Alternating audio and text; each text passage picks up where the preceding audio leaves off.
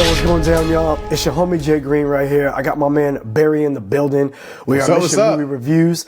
And right now we're going to be talking about the Oscars. Oscars are coming up. It's an exciting time if you're a film fan, right? And we're not going to necessarily be super deep dive into everything behind every film, but we're going to be talking about it as fans, right? The movies that we saw, what we got from them, why we believe one should win Best Picture over the other, what actor should get Best Actor, Best Female Actor, you know, that type of thing, just as fans, okay? So hopefully y'all on this ride with us.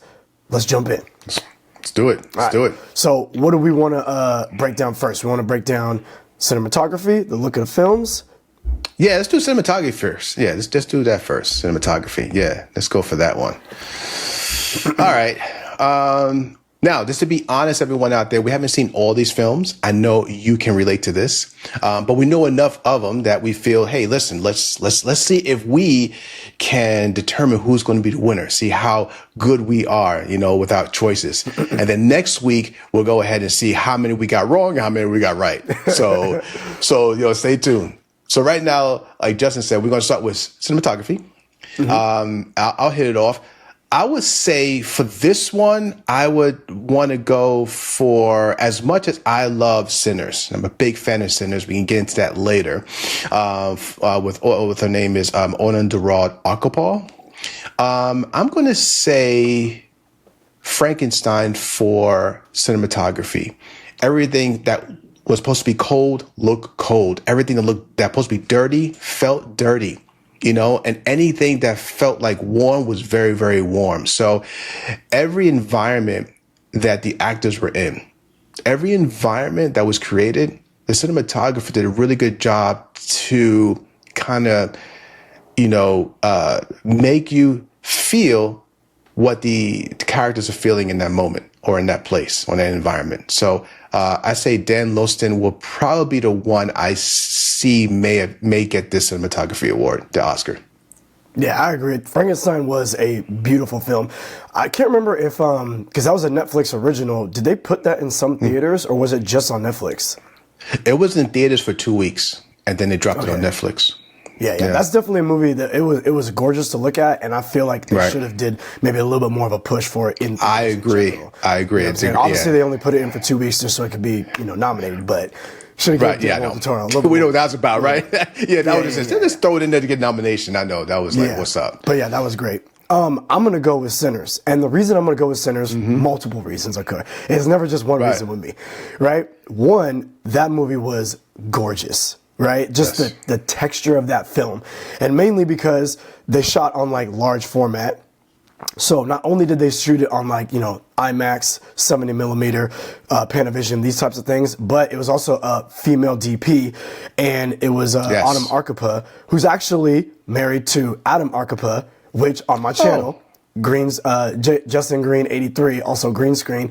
I did a review for a movie called Magazine Dreams that her husband Adam did, and that movie was beautiful. That's a power couple right there in regards to cinematography. Oh, okay. So I didn't know husband. The way that she was able to get certain shots, and there's so many videos all over the internet right now about how that movie was shot. The way that they shot it, the angles that they used, how they were going to use natural lighting. That the scene of Michael B. Jordan walking directly into the camera with that Tommy gun, bat, bat, bat, bat, bat, bat, bat. Oh, trailer that got you super pumped. That's not really lit. I feel like I saw a video recently that was talking about that's just natural lighting, right? So you got the right type of camera, the right type of angle, the right type of day, like. She's understanding how to light a scene with natural light and artificial, and you couldn't really tell a difference. Super believable, everything in that movie. It was gorgeous, right? So I'm going with her for sure. All right, so cinematography, we're going for either Autumn Akopal or Dan Loston. We're saying one of those guys are going to get the Oscar this year, you know? Yeah. All right, next up, we are going to go to director.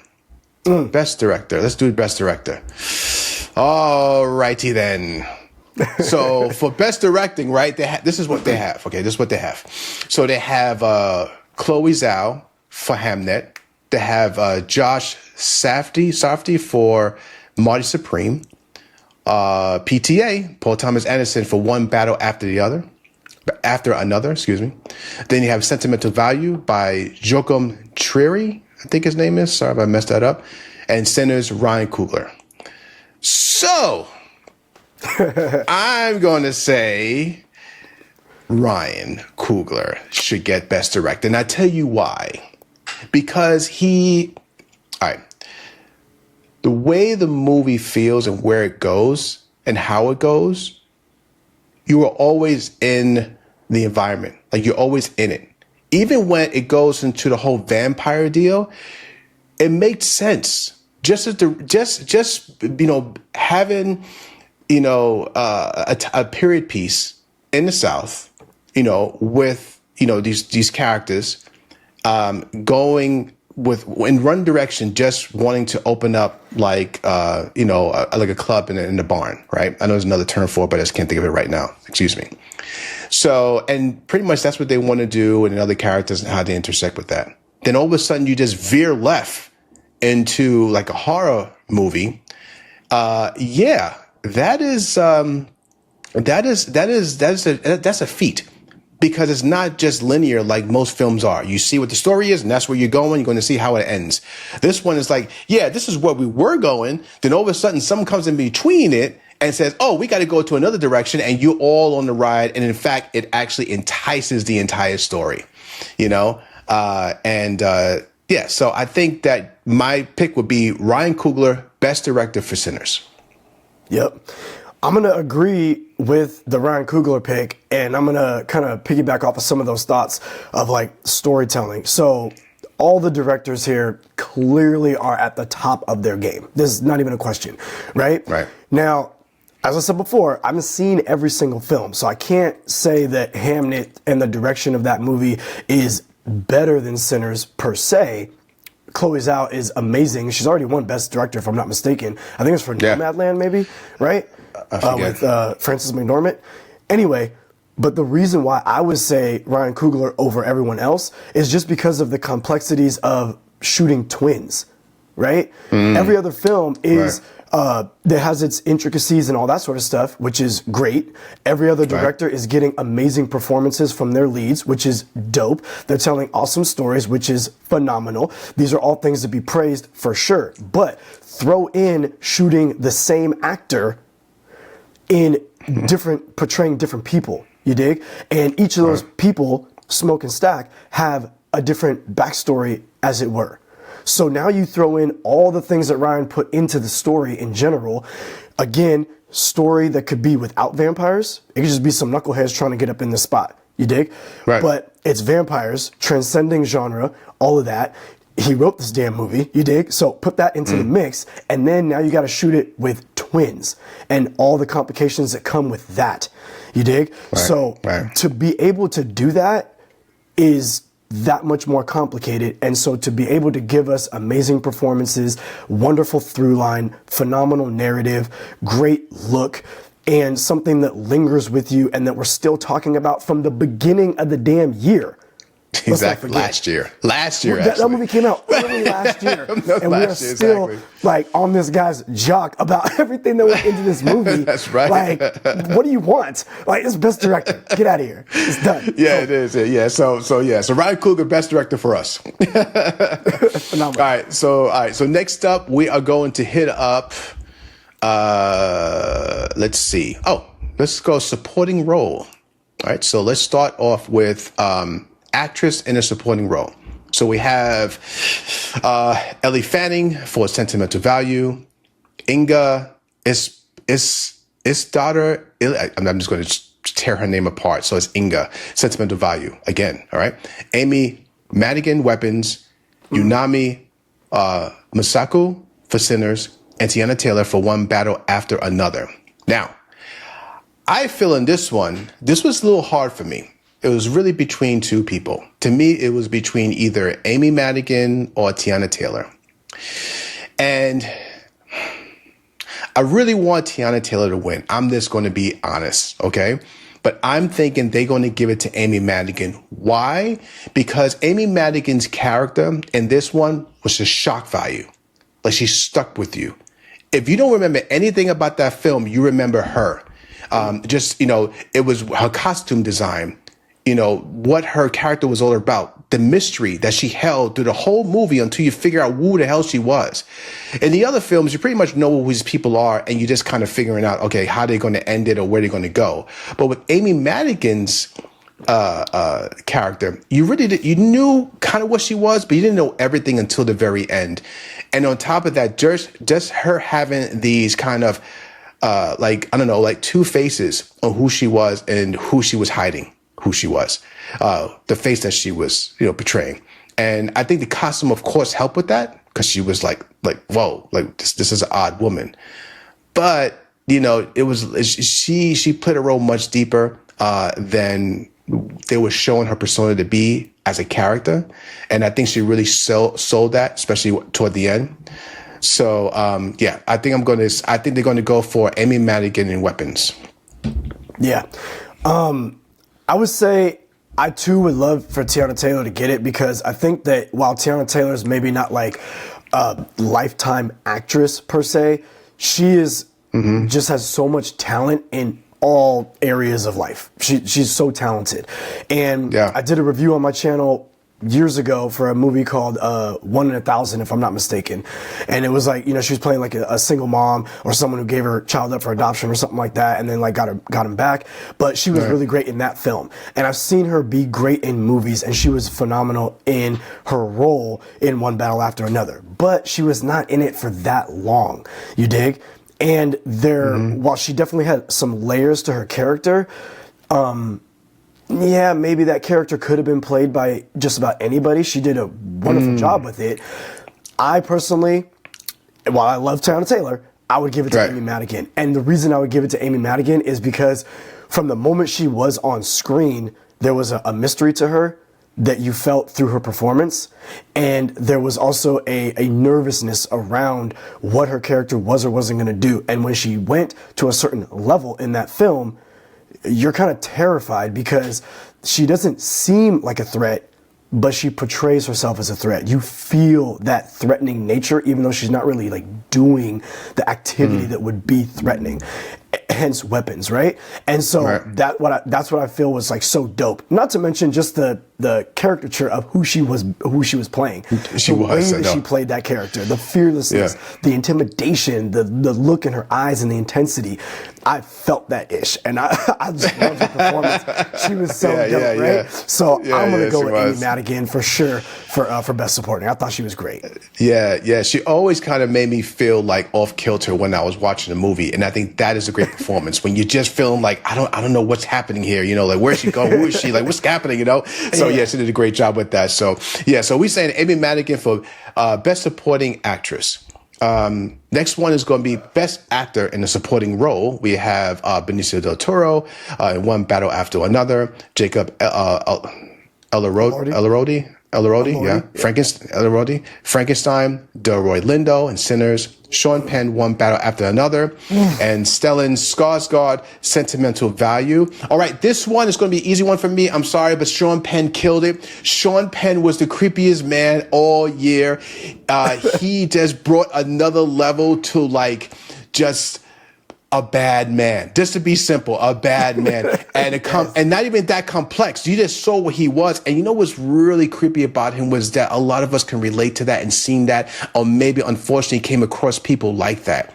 And I think that's what really, really, really made his character like shine and stick to you. Because if anything you don't remember in that movie is him.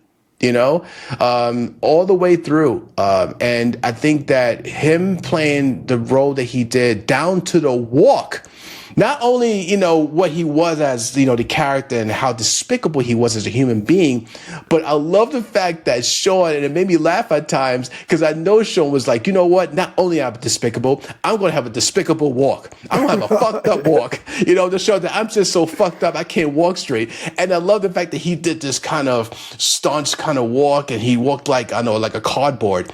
And it was like, man, I know he's going all in. And that's what I loved about Sean Penn. One thing I love about Sean Penn is he's all in. He's always 100. The way that he spoke, how he said certain words, very tight. There was no elaboration on anything he said. Everything was very tight to, to express that this man is just one direction and that's it. And he don't care who's in the way. He's going to go one direction. So a lot of this made me as a fan and as a viewer just feel uncomfortable every time he came on screen. So that is a great actor and is a great character. So yes, Sean Penn won Battle Out the Honor. Yo, it is so tough. It's crazy. Like, to have to vote against Sean Penn or Delroy Lindo. Like, I know. For both of them, everything that you said, 1,000% true.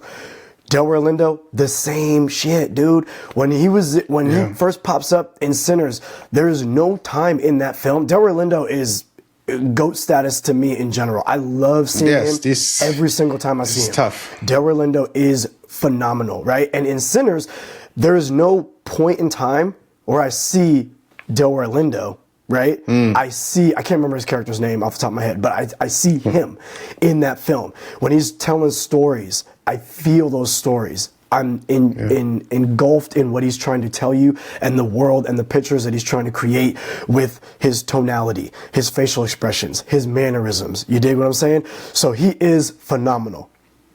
Yes. But that being said, I have to also I know. with Sean Penn. And again, the reason is because I'm not obviously. Clearly, we are not on the Academy. That would be dope. That'd be dope if we were on the Academy. That'd be nice. Right? One day, bro. You have to imagine that it's really whatever hits you, right? So while Delroy Lindo's performance was phenomenal, you feel every moment of it. You understand what his character is going through, all that sort of stuff. With Sean Penn, there's just different elements to that character that make it more memorable.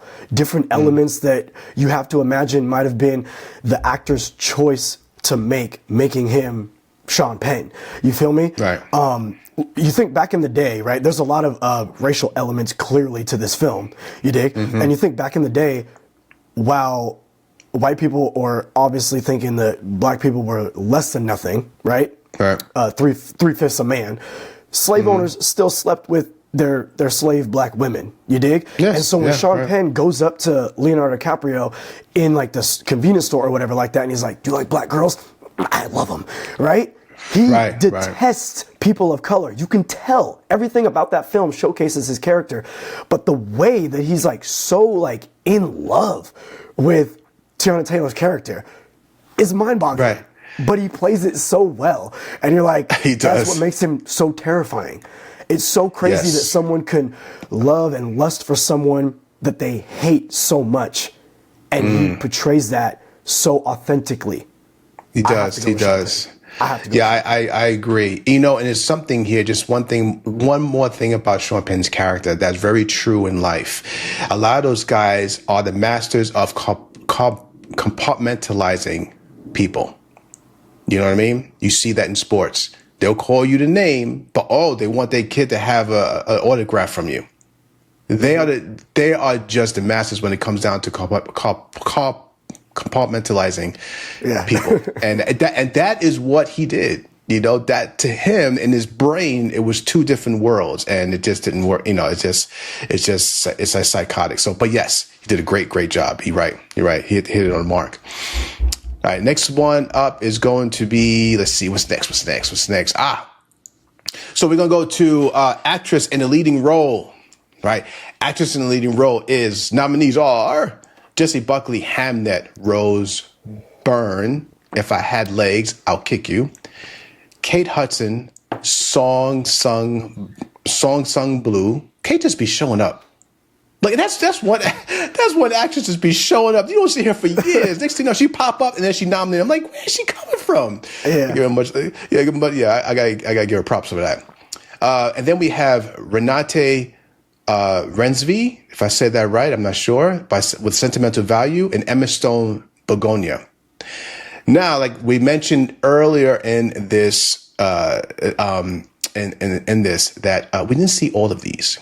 We still have to see some of these. We haven't seen all of them, but we've seen enough where you can get a good idea. You've seen enough movies, sometimes you can just tell. Even if the movie is bad, I really don't care if the movie is good or bad. This one here is about the performance. Because if the actor came to work, the actor came to work. And, if the director and producer and the editor put it together wrong, that's not their fault. They did their job. So, kind of look through that. So when we look at this, All right, who you think they will give the Oscar to? I think they're going to give this to Jessie Buckley. I really do, for Hamnet. Mm-hmm. I want to see Hamnet. I still want to see Hamnet. And yeah. And now I hear this. Correct me if I'm wrong, guys, down below. But from Hamnet, what really got her that Oscar, of course, she did a great performance through the entire film. But there's one moment in that film that locked her in, was the scream. Everyone was talking about this scream that she did. I think it was something to do with her son. And that scream alone, because they said that was almost like, that came from somewhere else, that would locked her in. So if you were on the fence with her throughout the movie, whether or not she should be nominated, they said when that scream came, they were like, okay, she's in. Yeah. So I think that's what they're going to give it to her. Yeah, I would definitely say that Jessie Buckley's going to get it. We've heard that kind of around the interwebs, as they say. But yeah. Like I said before, between Delroy Lindo and Sean Penn, there's just certain things that an actor will do that will catapult them into that position where it's like, all right, they took it. You're pretty much even. There's no fault on anyone's side as far as like acting capability. Like all these women are phenomenal. But, and I haven't seen the movie either, but knowing the nature of the film and the drama that she's going to have to portray, a scream can go one or two ways. It can be like, okay, we feel your pain. Or it can go, okay, we feel your pain, but that was kind of cheesy. Or it can be like, fuck, I feel your pain. Like, I will say this, especially now having children, but even before that, when I first saw Mystic River, if anyone out there has never seen yes. Clint Eastwood's Mystic River, that movie is friggin' 10 toes down on just phenomenal. I can't remember if it won any awards or what. Yeah, it did. Okay, yeah, but that movie, when Sean Penn is looking for his daughter, and he's trying to bust, I'm getting chills just thinking about it. When he's trying to bust through the police, if you don't feel that pain, when he's like, is that my daughter in there? And I have to imagine that when people are talking about Jessie Buckley's scream, because I think she loses her son in the movie. It's not really a spoiler. Yeah, it's I'm not sure if the spoiler. If it is, if we spoil it, sorry about that. But my bad. We're just trying to figure it out. But the point is you're going to feel the acting. That's why you're going there for this movie, not because there's spoilers and shit like that. But if it's like that, then yes, give it the fucking award. Like, it's not even a question. Because that's the type of thing that, like, you feel deep in your soul. And so I will say that Jessie Buckley should get it because I just saw her performance in The Bride. And in The Bride, she's got to do some shit. And I believed every moment of how she was playing, kind of two different aspects. So Jessie Buckley is probably going to be the winner in that. Yeah, I think so, too. I think that's like, okay, that's going to happen, All right, so next thing we have here is best actor in a leading role. So actor in a leading role, okay, here we go. So nominees, Timothée Chalamet, Marty Supreme, Leonardo DiCaprio, One Battle After Another, Ethan Hawke, Blue Moon. I want to see that too. I didn't have a chance to. Michael B. Jordan, Sinners, and Wagner Moura, The Secret Agent. Now, I haven't, okay, this is what I think about this category. This can go one or two ways, actually three ways, really. It can do this. One, they can go ahead and say, hey, you know what? Let's get it to Timothée. He was nominated before. He got some awards. Let's just shore it up. I'm quite sure he's going to have some other chances in the future. So let's throw him in there. And it helps with the younger demographic to pull in. That's one thing when it comes to business with this. I can see that. The other thing is I can see them saying, let's give it to Michael B. Jordan strictly because he deserved the damn thing. Playing two roles, the nuances he has in those two roles, because like they say, he could have taken the extreme on both ends and he didn't. And just balancing that throughout the entire movie, that's something else. But then I can see this. I can see him saying, let's give it to Wagner Moura, The Secret Agent. Heard a lot of buzz about it. I have not seen it. I love the actor myself, seen him in plenty of films, so I know what he can do. And I can see them saying, you know what? It's it's an international film, but you know what? This is something different, and maybe it will, give us that international like spark somewhere just for a little while, at least if we give it to Wagner Moura.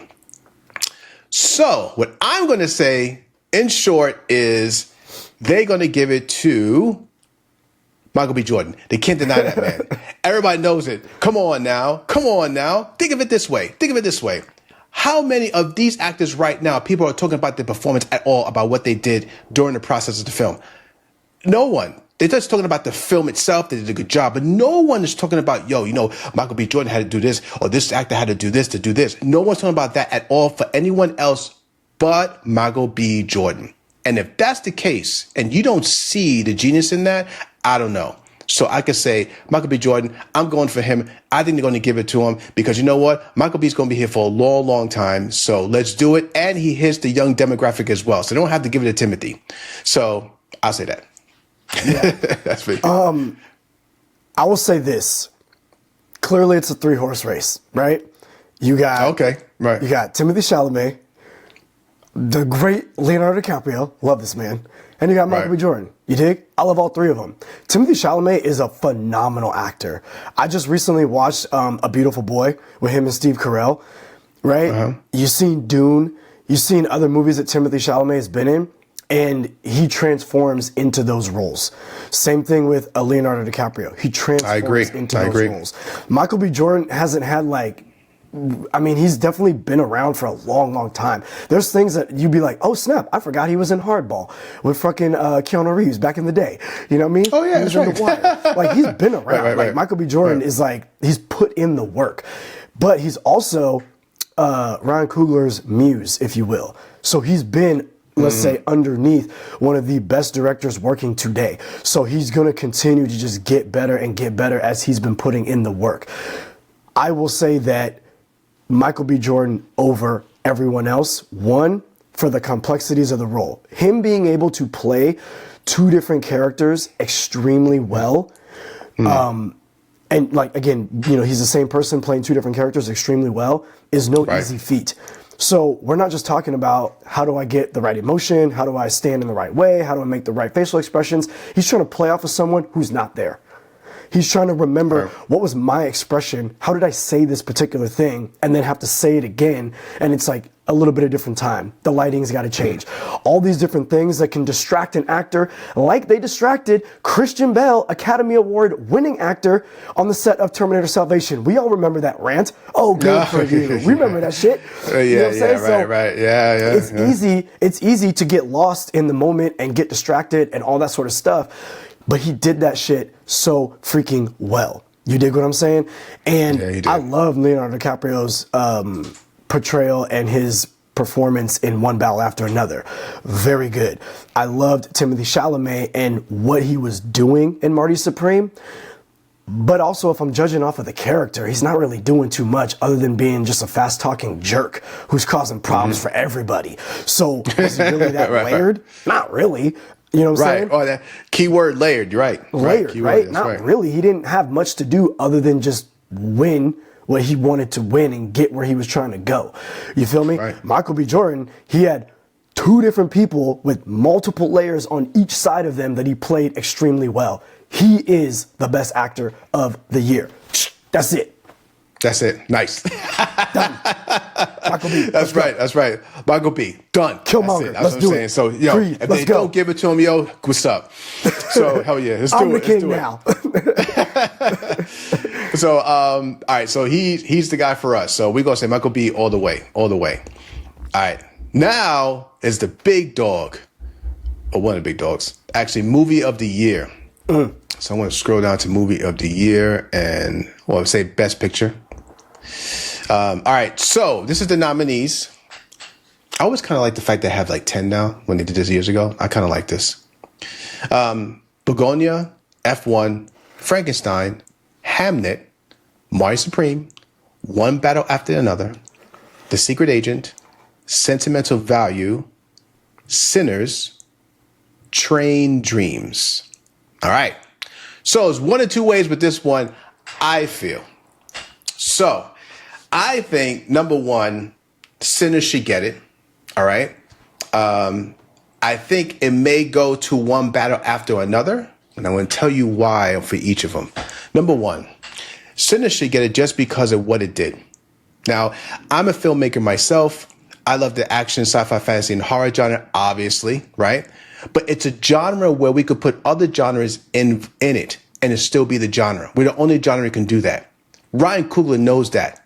And Ryan Coogler did that. You know, he put drama. He put a little more romantic comedy in there, a little bit here and there, you know? Then he put horror in there, a little fantasy, and then he put a love story in there.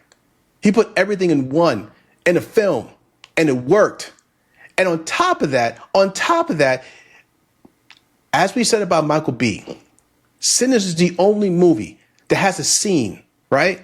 That's done, I mean, chef's kiss, like incredibly well.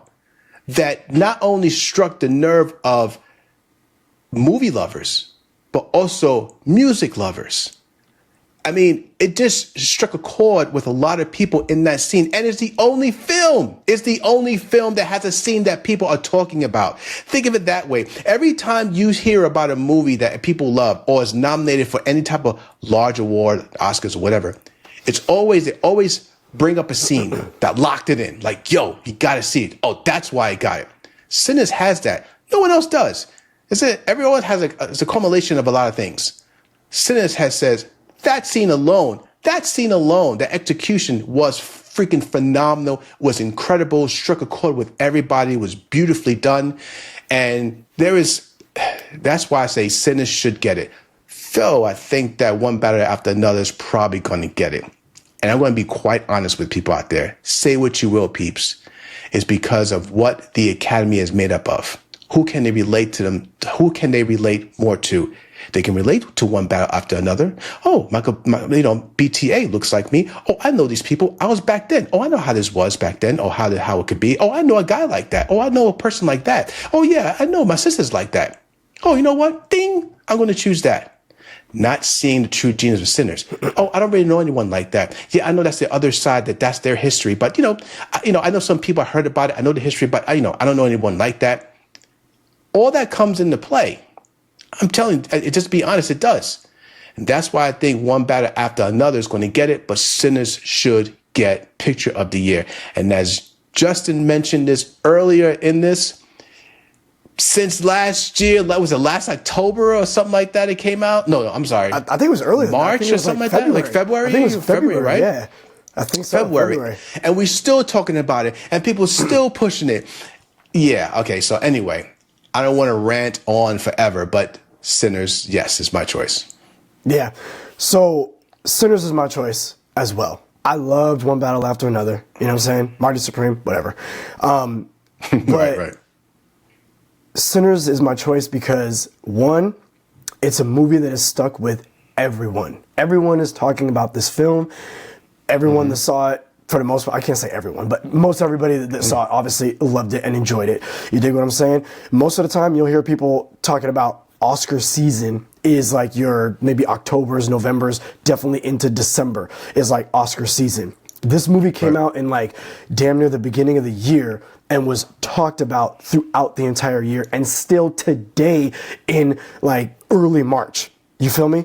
So the impact of this film, not to mention that we all know sometimes directors and actors will get like quote unquote legacy awards. Like if you look at when Leonardo DiCaprio won for The Revenant, most people would be like, well, he's been giving us gold for his entire career, but he actually won for Wolf of Wall Street. You know what I'm saying? Or whatever, right? Denzel Washington for Training Day. People will be like, oh, he could have been any one of these other films, but finally we're going to give it to him for Training Day.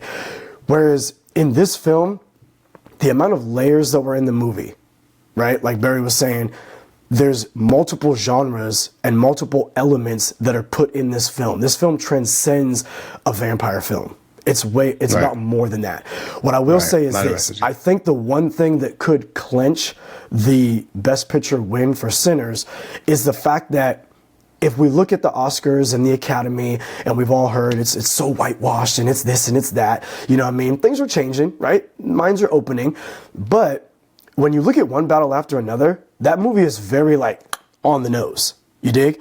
And it's pointing Yeah, in yeah. specific directions. You feel me? And I love it. I love it. Yes, true. Right? That's true. That's true. I thought the way that Paul Thomas Anderson did it was great. But goddamn if they Right. don't go deep on these conspiracy theories, okay? So Right. if the Oscars is made up amongst those people, they might be turned off by that, like, I don't know about all this.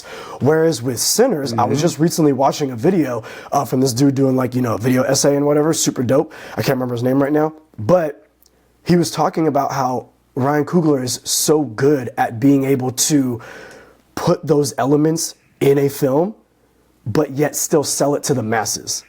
And you look at a movie like Black Panther, think about the elements of black culture and family, love, lies, deceit, all those things that Right. were in there, but it's kind of under the facade of Disney and Marvel. And you don't really notice it unless you're kind of paying attention. So Sinners is that way. There's so many things about like the music, the historical elements of that film, where they're coming from, what's really going on. However, it's kind of melded so well, crafted so well, written so well, directed so well into the genre of a vampire story, into some love and some romance and some lust and all that sort of stuff, that it might go over some people's heads, however still land in a memorable fashion. That's why we're still talking about it a year and some change later. So No doubt. the ability for the acting to come through, the music, the score, those elements that might just be a thought in your mind, like, hey, what if I did a scene like this? How do I even film that? And for it to be executed to peak verisimilitude, peak believability, it's not even a question. Like, come on, man. What do Right, you want? right. What do you want? Right. You know what I'm saying? And then Right, again, right. all the people behind the movie, like I said, first female DP to work with large format, right? IMAX, right. 70 millimeter Panavision. We're talking about Ryan Coogler, his writing capabilities, the acting of Michael B. Jordan to come through, Delroy Lindo, everyone else. Like, there's no question. Sinners. Yeah, baby. you're right. No, you're right too, man. And even though Michael B. Jordan, is nominated, everyone remembers him in the movie. But you know what? That's an ensemble cast. Like, everyone was cooking in that movie. You can pick someone from any part of that movie, and they were great. Like, it was such a beautiful mixture of great characters and great actors coming together to tell this story. I mean, including the vampires. Everyone just worked well with each other. Everyone looked like they should have been where they should have been. And on top of that, if you want to add it, the music was a banger. The music was beautiful, was fire, for real. So they should be nominated just for the freaking soundtrack. You know what I'm saying? So, I mean, they not, but I mean, yeah, they should be. So, but yeah, I agree, bro. I mean, I think Sinners should be it. I can see them going one battle after another just because, I don't know, it's a little safer or whatever. But if they really want to kind of say, hey, listen, we really are thinking about the future, because Oscars always had an issue with just trying to get a large audience again, as they used to have, and they've always been fighting that for over the years. And they've always been trying to kind of do some things to kind of get in the next generation to start looking. I think that if they hit Sinners is that next generation, if they really want to do it. And it's not saying just because of that, like I just mentioned about marketing, but really is about, like, it deserves it. So yes, Sinners, bro, you're right. Now I gotta say this. Correct me if I'm wrong. Sometimes I forget what I said just moments ago. But I feel like throughout this entire time, neither one of us, we're two black men, but neither one of us had specifically said that someone should win because they black. However, That's true. However, that would be dope, right? But the reason I'm saying that is because when you look at a movie like Sinners that has been talked about for so long, and it's like, if Michael B. doesn't get it, you could see it as a snub because he just got Best Actor at the Actors Guild or SAG, whatever they changed the name to it. Oh, yeah. So he just got Best Actor. So that happened with Ben Affleck. That happened with Ben Affleck in Argo, where he was winning all these awards, and then he didn't get Best Director at the Oscars. So people look back at that and be like, Ben Affleck got snubbed. So to that degree, if Sinners wins all these awards and Ryan Coogler doesn't get it, people are going to be like, Okay, Best Picture, but no Ryan Coogler. If Sinners is winning all these awards and you don't give it to Michael B for all the complexities, there's going to be that debate. It is what it is. Whatever's going to happen is whatever's going to happen. However, if the Oscars do pick Sinners and they do pick Michael B, then you're going to have the argument on the other side of the fence of like, oh, they only did it because of this. The same reason that when Black Panther came out, people were like, oh, is it just because it's all, an entire black cast, things of this nature? What's black excellence? There's always going to be that debate on either side. Right. So again, while I would love for Ryan Coogler to get it and Sinners to get it and Michael B to get it because these are black men doing great things for the black culture and community, but they're also, more than that, phenomenal creators, filmmakers, and actors that deserve their shine and deserve to be recognized for the challenges that they've overcome to give us great art. The end of it. The end. So it's going to be a fun debate afterwards, but and I can see, you know what? You're right. And I can see the Oscars just doing stuff just to cause controversy, just to cause talk, because they want people to talk afterwards anyway.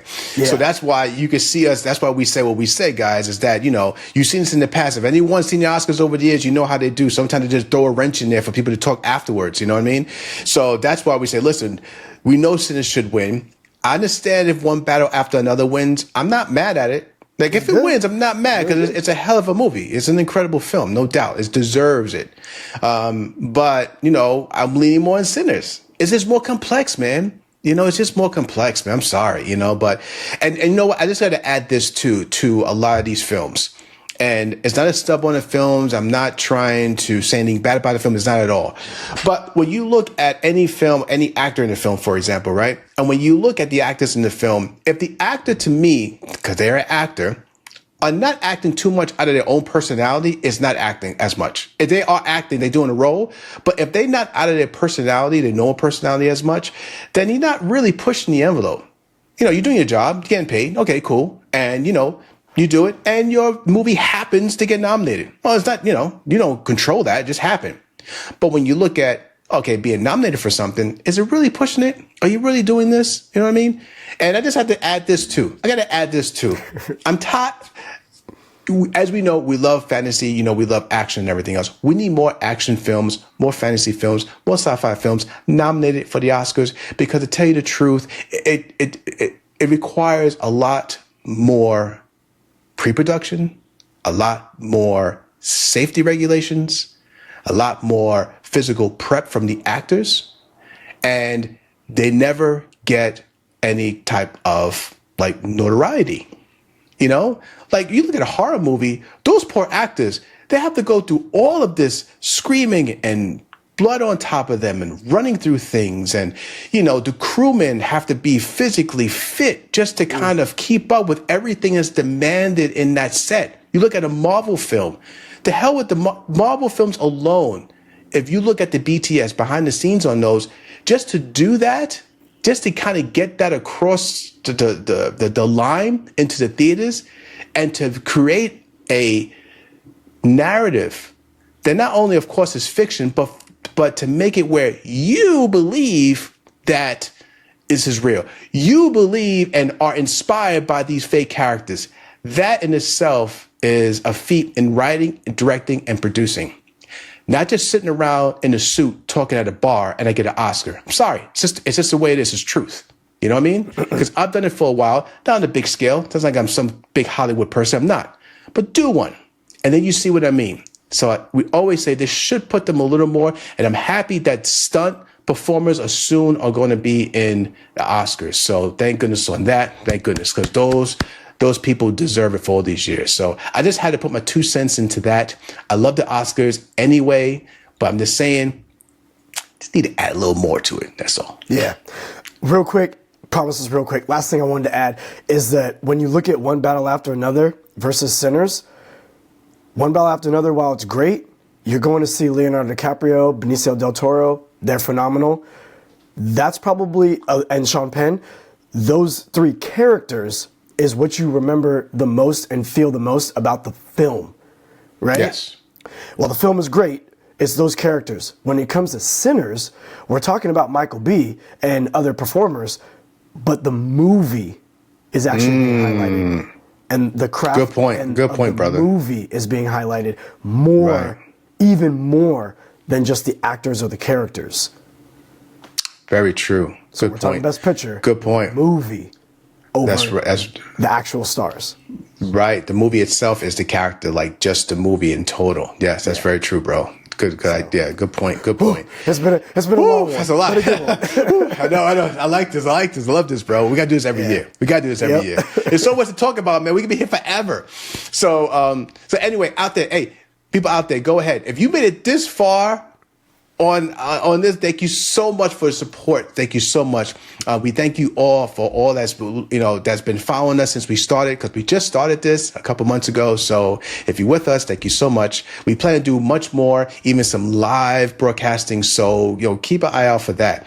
In the meantime, thank you very much. Like I said, for supporting us, and we hope to see you again. And next week, look out for our Oscar, I guess you could say, like, turnout. Did we get anything right? What did we get wrong? What did we get right? So, stick with us then. Anyway, love you guys. Love everyone out there. Thank you so much. Be safe out there, everyone. Enjoy the Oscars, and we'll see you next week. All right? Peace.